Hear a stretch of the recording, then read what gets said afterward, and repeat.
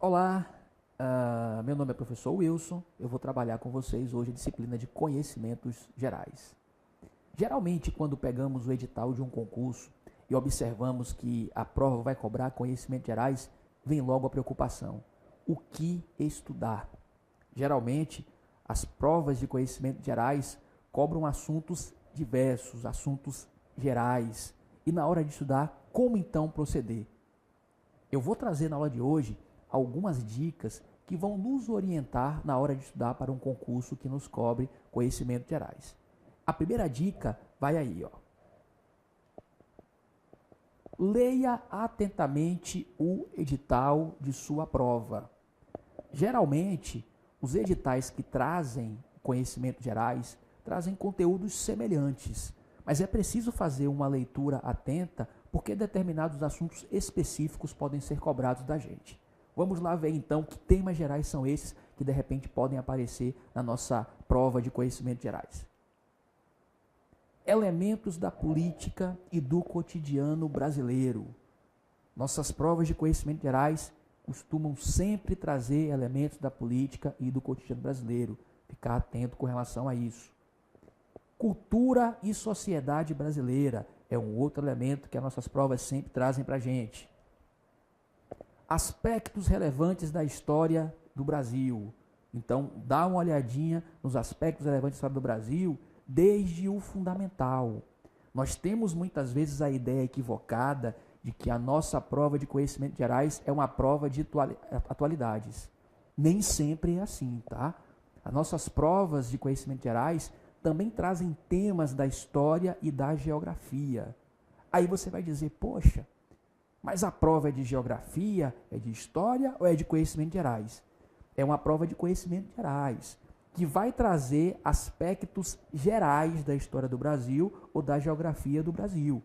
Eu não preciso aprofundar conteúdos, eu só preciso ter uma noção de história e de geografia para, de repente, estar respondendo com sucesso a questões de provas que vão trazer essas temáticas. E, por fim, panorama da economia nacional. Esse panorama da economia nacional também ao longo da história do Brasil.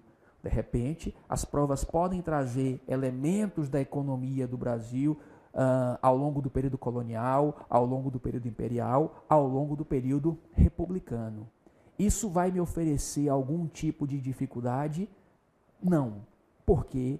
Porque são questões que não trazem conteúdo aprofundado. São questões que querem testar noções do panorama da economia nacional ao longo da história e na atualidade. Ok? Então, esse é o primeiro aspecto, essa é a primeira dica. Dá uma olhada cuidadosa no edital da sua prova. Seguindo aí, então, ainda no tópico como se preparar bem para uma prova de conhecimentos gerais, eu preciso estar atento em relação a tudo o que acontece no Brasil e no mundo. E como é que eu faço isso?